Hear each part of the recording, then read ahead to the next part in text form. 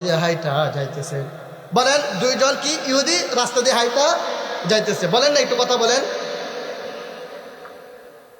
দুইজন ইহুদি রাস্তা দিয়ে হাইটা যাইতেছে আর বলতেছে, আল্লাহ এতই গরিব, মুহাম্মদ এতই গরিব, আমাদের কাছে কর্জে হাসানা চাই। এই কথাটা আবু বকর রাদিয়াল্লাহু তাআলা শুনছেন।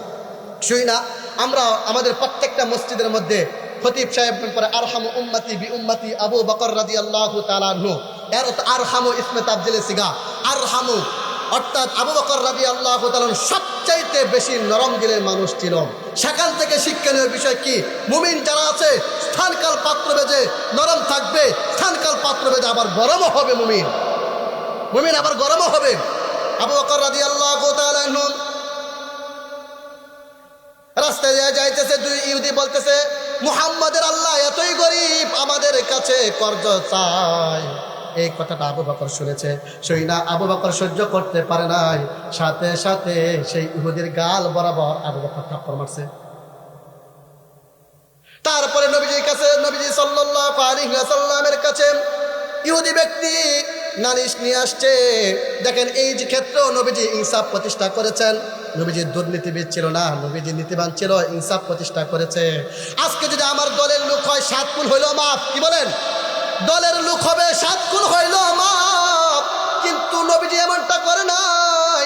আবু বকরের বিষয়ে বিরুদ্ধে দুই ইহুদি বিচার দিয়েছে, আবু বকরকে বলতেছে, তখন নবীজি বলতেছে, ও ইহুদি তুমি বুঝে শুনে কথা বলো, থাপ্পড় দেওয়া এটা আবু বকরের কাজ না, থাপ্পড় দেওয়া হলো এটা ওমরের কাজ।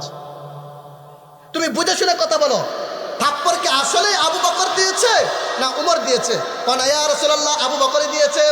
তারপরে আল্লাহর নবীজি সাল্লাল্লাহু আলাইহি ওয়াসাল্লাম আবু বকরকে ডাকাইলেন। আবু বকরকে বলে, আবু বকর তুমি কেন থাপ্পড় দিলা? তুমি কেন থাপ্পড় দিলা? এই কথা বলার পর আবু বকর বলতেছে, ইয়া রাসূলুল্লাহ, ইয়া হাবিবাল্লাহ, আমি মক্কা থেকে মদিনায় চলে গেলাম, কোনো কিছু সাথে নেই নাই।